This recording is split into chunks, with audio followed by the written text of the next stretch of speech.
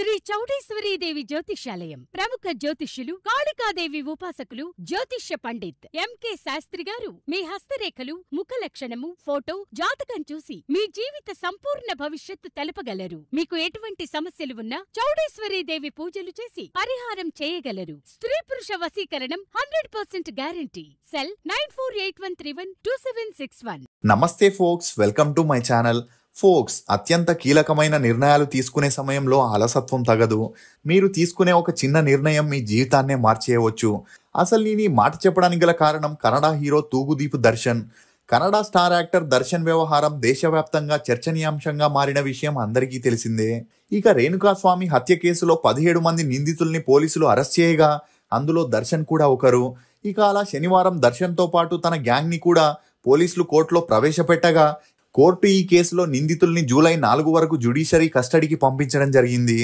ఎందుకంటే 12 రోజులుగా ఈ కేసులో పోలీసులు దర్శన్ మరియు అతని గ్యాంగ్ ని విచారించగా ఆ ఘటన జరిగిన ప్రదేశంతో పాటు పలుచోట్ల 139 వస్తువులు సాక్ష్యాలుగా దొరకడం, ముఖ్యంగా దర్శన్ మేనేజర్ అయిన వినయ్ ఫోన్లో చేసిన చాటింగ్ ఈ కేసులో కీలకంగా మారడం జరిగింది.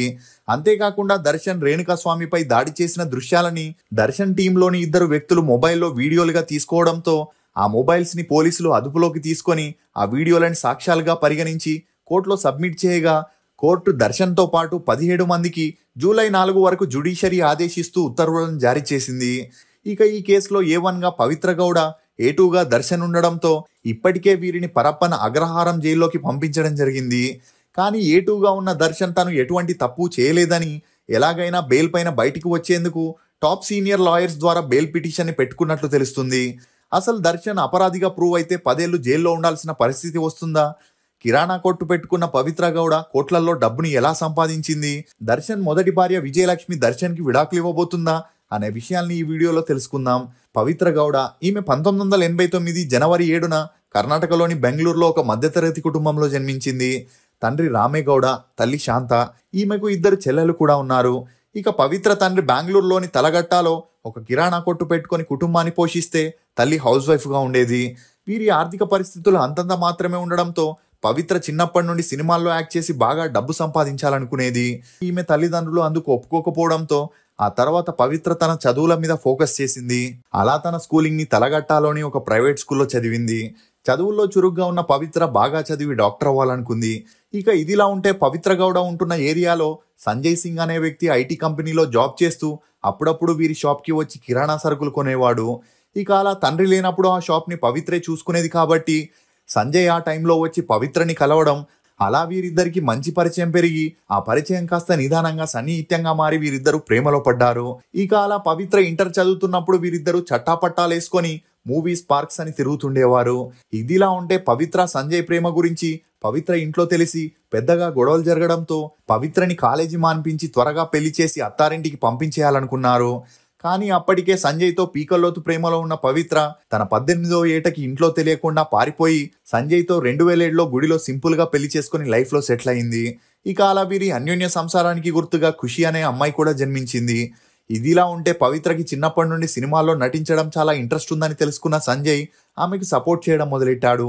దీంతో పవిత్ర సినిమా ఇండస్ట్రీలోకి ఎంట్రీ ఇచ్చే ముందు తన ఫిట్నెస్ ని మెయింటైన్ చేయాలని ఒక జిమ్ లో జాయిన్ అయింది. ఇక అలా అదే జిమ్ కి ఒక సీరియల్ ఆర్టిస్ట్ కూడా వస్తుండేది. దీంతో పవిత్ర గౌడకి ఆమెతో మంచి పరిచయం ఏర్పడింది. ఇదిలా ఉంటే ఆ సీరియల్ ఆర్టిస్ట్ కొంతమంది ఆర్టిస్టులని, మోడల్స్ ని పార్టీస్ కి తీసుకెళ్లి విఐపీస్ కి పరిచయం చేస్తూ అలా వచ్చే కమిషన్ తోనే ఈమె తన లైఫ్ ని లీడ్ చేస్తుండేది. ఇక పవిత్రకి కూడా సినిమాల్లో నటించాలనే ఇంట్రెస్ట్ ఉందని తెలుసుకున్న ఆ సీరియల్ ఆర్టిస్ట్ పవిత్రని కూడా కొన్ని పార్టీస్, ఫంక్షన్స్ కి కూడా తీసుకెళ్లి తనకి తెలిసిన కొంతమంది ప్రొడ్యూసర్స్, ఫైనాన్షియర్స్ కి ఇంట్రడ్యూస్ చేసింది. దీంతో పవిత్రకి వారితో పెరిగిన మంచి పరిచయం కారణంగా అప్పటి నుండి పవిత్ర ఒకవైపు లగ్జరీ లైఫ్ ని లీడ్ చేస్తూ తరచూ పార్టీస్ కి వెళ్తూ మరోవైపు ఛత్రిగల్ సార్ ఛత్రిగల్ అనే మూవీలో 3 హీరోయిన్స్ లో ఒక హీరోయిన్ గా చేసింది. ఇక అలా నిదానంగా తన భర్తకి సినిమా ఇండస్ట్రీ గురించి తెలిసి పవిత్రతో ఇక పైన సినిమాల్లో యాక్ట్ చేయొద్దని తన సంపాదన మీదే ఫ్యామిలీ మొత్తాన్ని గడుపుదామని చెప్పగా అప్పటికే రంగుల ప్రపంచం మాయలో పడ్డ పవిత్ర తన భర్త మాటల్ని వినలేదు. దీంతో భార్యాభర్తలిద్దరి మధ్య మనస్పర్ధాలు వచ్చి గొడవలు మొదలై కొట్టుకునేంత వరకు వెళ్ళింది. అలా వీరిద్దరూ 2014లో విడాకులు తీసుకొని విడిపోయారు. ఇక కూతురు బాధ్యతల్ని పవిత్ర తీసుకొని అప్పటి నుండి ఫుల్ ఫ్లెడ్జ్ గా సినిమాల వైపు తన దృష్టిని సారించింది. ఇక అలా ఈమెకు డైరెక్టర్స్, ప్రొడ్యూసర్స్ తో ఉన్న మంచి పరిచయం కారణంగా తనకి పెళ్ళై ఒక బిడ్డ ఉన్న విషయం కూడా ఎక్కడా చెప్పకుండా సెకండ్ హీరోయిన్ గా మెయిన్ హీరోయిన్ గా సపోర్టింగ్ ఆర్టిస్ట్ గా మూవీస్ చేయడం మొదలెట్టింది. అలా ఆగమ్య, సాగువ దారియల్లి, ప్రీతియ కితాబు అనే మూవీస్ ని చేస్తూ తమిళ్లోనూ 5431 అనే మూవీలో నటించింది. ఇక అలా ఎన్ని మూవీస్ లో యాక్ట్ చేసినా ఆ మూవీస్ అన్ని రిలీజ్ అయ్యి అటొచ్చి ఇటు వెళ్ళిపోవడంతో పవిత్రకి ఎటువంటి గుర్తింపు రాలేదు. ఇక అదే సమయంలో దర్శన్ మూవీ అయిన జగ్గుదాదాకి ఆడిషన్ జరుగుతుందని తెలుసుకున్న పవిత్ర ఆ ఆఫీస్కి వెళ్ళగా అక్కడ దర్శన్ కూడా ఉండడంతో అతనికి పెద్ద ఫ్యాన్ అయిన పవిత్ర అతన్ని కలవడం, ఇక లేడీస్ మ్యాన్ అయిన దర్శన్ కి పవిత్ర చూడగానే నచ్చడంతో అప్పటి నుండి వీరిద్దరికి మంచి పరిచయం పెరిగింది. ఇక దర్శన్ కి అప్పటికే పెళ్ళై ఒక బాబున్నా కూడా అదంతా పట్టించుకోకుండా పవిత్రతో పెరిగిన మంచి సన్నిహిత్యం కారణంగా దర్శన్ ఫామ్ హౌస్ లో వీరిద్దరూ సహజీవనం చేయడం మొదలెట్టారు. అలా అప్పటి నుండి దర్శన్ కి పవిత్ర అన్ని విధాలుగా సేవ చేస్తూ 4-5 లగ్జరీ కార్స్ ని, 2 లగ్జరీ ఇల్లులని మరియు రెడ్ కార్పెట్ అనే ఫ్యాషన్ డిజైనింగ్ స్టోర్ ని కూడా ఓపెన్ చేసింది. ఇక ఈ స్టోర్ ద్వారా ఈమె ఒకవైపు టీవీ షోస్ లో, మరోవైపు దర్శన్ మూవీస్ కి ఫ్యాషన్ డిజైనర్ గా వ్యవహరిస్తూ వచ్చింది. అలా 2015 నుండి సీక్రెట్ గా మెయింటైన్ చేసిన వీరి అక్రమ సంబంధాన్ని 2021 తర్వాత పవిత్ర తన సోషల్ మీడియాలో వీరిద్దరూ దండలు వేసుకొని పూజలు చేసే ఫొటోస్ ని, బైక్ మీద హగ్ చేసుకున్న ఫొటోస్ ని సోషల్ మీడియాలో అప్లోడ్ చేయడంతో అటు దర్శన్ భార్య మరియు ఇటు దర్శన్ ఫ్యాన్స్ ఆగ్రహానికి గురి కావాల్సి వచ్చింది. అయినా అదంతా పట్టించుకొని పవిత్ర తరచూ దర్శన్తో ఉన్న ఫొటోస్ ని తన సోషల్ మీడియాలో అప్లోడ్ చేస్తుండేది. అలా కొంతమంది ఈ ఫొటోస్ కి బ్యాడ్ కమెంట్స్ చేస్తూ పవిత్రని బెదిరిస్తుండేవారు. ఇక అలా కమెంట్స్ చేసే వారిలో రేణుకాస్వామి అనే ఆటో డ్రైవర్ కూడా ఒకడు. అందరూ నార్మల్ గా తిడుతూ ఈమెపై కమెంట్స్ పెడితే రేణుకాస్వామి మాత్రం అతని ప్రైవేట్ పార్ట్స్ ని ఫొటోస్ తీసి పవిత్రకి పంపిస్తూ వల్గర్ గా మెసేజ్లు పెట్టేవాడు. ఇక ఇవి చూసిన పవిత్ర కోపంతో ఊగిపోయి దర్శన్ కి మేనేజర్ అయిన పవన్ కి ఈ విషయం చెప్పగా పవన్ రేణుకాస్వామి ఎక్కడుంటాడో తెలుసుకోవడానికి ఇన్స్టాగ్రామ్ లో ఒక అమ్మాయి పేరుతో ఫేక్ ఐడిని క్రియేట్ చేసి రేణుకాస్వామితో అమ్మాయిలాగా చాట్ చేయడం మొదలెట్టాడు. ఇక ఈ రేణుకాస్వామి చాలా మంది సీరియల్, సినిమా ఫీమేల్ ఆర్టిస్టులకి తన ప్రైవేట్ పార్ట్ పిక్స్ ని పంపిస్తూ వల్గర్ గా మెసేజ్లు పంపించేవాడు. ఇక అలా ఎప్పుడైతే పవన్ తనతో చాట్ చేయడం మొదలెట్టాడో అప్పుడే రేణుకాస్వామి అవే ఫొటోస్ ని పవన్ కి పంపించి చాట్ చేయడం జరిగింది. ఇక అలా పవన్ రేణుకాస్వామితో అమ్మాయిలాగా చాట్ చేస్తూ రేణుకాస్వామి అడ్రస్ ని, ఫోన్ నెంబర్ ని తెలుసుకోవడం జరిగింది. దీంతో రేణుకాస్వామి చిత్రదుర్గాలో ఉంటున్నాడని తెలుసుకున్న పవన్ అక్కడుండే దర్శన్ ఫ్యాన్స్ అసోసియేషన్ కి ప్రెసిడెంట్ అయిన రాఘవేంద్రకి ఈ విషయం చెప్పగా ఎలాగైనా దర్శన్ దగ్గర మంచి ఇంప్రెషన్ ని పొందాలని రాఘవేంద్ర పవన్ చెప్పినట్లు వింటూ ఒక కారులో రేణుకాస్వామి ఇంటి దగ్గరికి వెళ్లి దర్శన్ ని కలవడానికి బెంగళూరు వెళ్తున్నానని చెప్పగా దర్శన్ అభిమాని అయిన రేణుకాస్వామి తను కూడా వస్తానని చెప్పి కారు ఎక్కడం జరిగింది. అలా జూన్ 8వ తారీఖు ఉదయాన్నే చిత్రదుర్గ నుండి బయలుదేరగా మధ్యాహ్నానికి దర్శన్ ఇంటి దగ్గరికి చేరుకున్నారు. ఇక అలా ఆ కారులోకి మేనేజర్ అయిన పవన్ ఎక్కిన తర్వాత రేణుకాస్వామిని డైరెక్ట్ గా ఒక షెడ్ కి తీసుకెళ్లడం జరిగింది. ఇక అలా ఎప్పుడైతే షెడ్ లోకి ఎంట్రీ ఇచ్చారో అప్పటి నుండి రేణుకాస్వామి దగ్గర ఉన్న మొబైల్ ని లాక్కొని కొట్టడం మొదలెట్టారు. ఇక అలా కొడుతున్నప్పుడు రేణుకాస్వామి ఏడుస్తూ తన తల్లిదండ్రులకి తాను ఒక్కడే కొడుకు అని, తన భార్య కడుపుతో ఉందని చెప్పినా వారు వినకుండా కొడుతూనే ఉన్నారు. అలా అందులో నాగరాజ్ అనే వ్యక్తి దర్శన్ కి వాట్సాప్ కాల్ చేయగా ఆ టైంలో దర్శన్ ప్రొడ్యూసర్ తో బిజీగా ఉండడంతో ఫోన్ లిఫ్ట్ చేయలేదు. కానీ పదే పదే ఫోన్ చేయడంతో కంగారు పడిన దర్శన్ ఆ ఫోన్ ని లిఫ్ట్ చేయగా నాగరాజ్ అప్పటి వరకు జరిగిన విషయాల్ని దర్శన్ కి చెప్పడం, దీంతో దర్శన్ పవిత్రతో కలిసి ఆ షెడ్ దగ్గరికి వెళ్లడం జరిగింది. ఇక అప్పటికే పవిత్ర రేణుకాస్వామి మీద కోపంతో ఉండడంతో తనని చూడగానే చెప్పు తీసుకొని అతన్ని కొట్టడం మొదలెట్టింది. అలా ఆ తర్వాత దర్శన్ కూడా రేణుకాస్వామిని తిడుతూ 2 దెబ్బలు కొట్టడం, అదే సమయంలో నాగరాజ్ మరియు జగదీష్ అనే వ్యక్తి తమ మొబైల్స్ లో ఆ సన్నివేశాల్ని రికార్డ్ చేసుకున్నారు. ఇక అలా ఆ తర్వాత దర్శన్ రేణుకాస్వామికి వార్నింగ్ ఇచ్చి తనని వదిలేయమని చెప్పేసి అక్కడి నుండి పవిత్రతో వెళ్ళిపోయాడు. కానీ మేనేజర్ పవన్ మాత్రం రేణుకాస్వామి తనకి ప్రైవేట్ పిక్స్ ని పంపి వల్గర్ గా చాట్ చేశాడని ఆ చాట్ ని అక్కడ ఉండే వారందరికీ చూపిస్తూ రేణుకాస్వామి ప్రైవేట్ పార్ట్స్ కి కరెంట్ షాక్ ఇచ్చి టార్చర్ పెట్టడం మొదలెట్టారు. ఇక అలా జగదీష్ అనే అతను రేణుకాస్వామి మీదున్న కోపంతో అతని పురుషాంగాల మీద బలంగా తన్నడంతో రేణుకాస్వామి ఆ నొప్పిని భరించలేక సాయంత్రం 7:30 గంటల మధ్యలో తన ప్రాణాల్ని కోల్పోయాడు. ఇక ఈ ఇన్సిడెంట్ తో భయపడిన మేనేజర్ పవన్ దర్శన్ కి ఫోన్ చేసి విషయం చెప్పగా దర్శన్ కి ఆకాశం తల మీద వచ్చి పడినట్లయింది. దీంతో ఏం చేయాలో తెలియక బెంగళూరులో ఉండే ఒక రౌడీ గ్యాంగ్ కి ఫోన్ చేసి దర్శన్ ఈ విషయం చెప్పగా అందుకు వారు 30 లక్షలు ఇస్తే తామే ఆ నేరం చేశామని పోలీసులకి లొంగిపోతామని చెప్పడంతో దర్శన్ కి వేరే దారి లేక ఒప్పుకొని అడ్వాన్స్ గా 5 లక్షల్ని కూడా పంపించడం జరిగింది. ఇక అలా రౌడీ గ్యాంగ్ షెడ్ కి వెళ్లి రేణుకాస్వామిని ఎక్కడ పారేయాలని ఆలోచిస్తున్నప్పుడే కామాక్షిపాల్య డ్రైనేజీలో వాటర్ ఫ్లోటింగ్ ఎక్కువగా ఉండడంతో అక్కడే పారేశారు. కానీ అందులో రాళ్లు ఎక్కువగా ఉండడంతో రేణుకాస్వామి అక్కడే ఇరుక్కపోయాడు. దీంతో నెక్స్ట్ డే మార్నింగ్ పక్కనే ఉన్న అపార్ట్మెంట్ వాచ్మెన్ ఇది చూసి పోలీసులకు ఇన్ఫార్మ్ చేయగా వారు కేసు ఫైల్ చేసి విచారణ చేపట్టారు.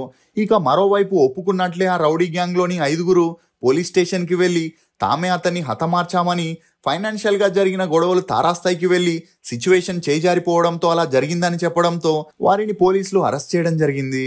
కానీ సీసీటీవీలో కనిపించిన కార్ గురించి విచారించగా అది జగదీష్ అనే వ్యక్తికి సంబంధించిందని తెలిసి అతన్ని పోలీస్ స్టేషన్కి పిలిపించడం జరిగింది. అలా ఆ ఎంక్వైరీలో జగదీష్ ఫోన్ని చెక్ చేయగా అందులో దర్శన్ రేణుకాస్వామిని కొట్టే వీడియో రికార్డ్ అవ్వడం చూసిన పోలీసులు షాక్కి గురయ్యారు. ఇక అలా ఎప్పుడైతే జగదీష్ అరెస్ట్ అయిన విషయం దర్శన్కి తెలిసిందో ఆ కోపంలో పవిత్రని కొట్టి తన వల్లే ఈ సిచ్యువేషన్ వచ్చిందని, గోరుతో పోయేదాన్ని గొడ్డలి దాకా తీసుకొచ్చిందని చెప్పడంతో ఆ దెబ్బల్ని తట్టుకోలేక పవిత్ర స్పృహ కోల్పోయింది. దీంతో ఇమ్మీడియట్గా ఆమెను దర్శన్ హాస్పిటల్లో చేర్పించి ట్రీట్మెంట్ ఇప్పించడం జరిగింది. ఇదిలా ఉంటే పోలీసులు దర్శన్కి కాల్ చేస్తున్నా కలవకపోవడంతో పోలీసులు నేరుగా దర్శన్ని కలిసి ఆ వీడియో గురించి అడగాలనుకున్నారు. ఇక బెంగళూరులో ఉంటే తనని అరెస్ట్ చేస్తారేమో అని భయపడిన దర్శన్ మైసూర్లో ఉన్న తన ఫామ్ హౌస్కి పవిత్రతో వెళ్ళిపోయాడు. అలా ఈ విషయం తెలుసుకున్న పోలీసులు తన ఫామ్ హౌస్కి వెళ్ళి విచారించగా దర్శన్ కాస్త కంగారు పడడం చూసిన పోలీసులు జూన్ 11న తమ కస్టడీలోకి తీసుకొని మైసూర్ పోలీస్ స్టేషన్లో విచారణ చేపట్టారు.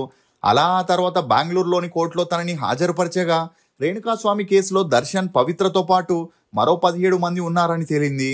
ఇక ఇప్పటికే దర్శన్ 15 సినిమాలకి సైన్ చేయడంతో ఆ మూవీ ప్రొడ్యూసర్స్, ఫైనాన్సర్స్ ఎలాగైనా దర్శన్ని బయటకు తీసుకురావాలని పొలిటికల్ గా తమ ఇన్ఫ్లుయెన్స్ ని యూజ్ చేస్తున్నట్లు తెలుస్తుంది.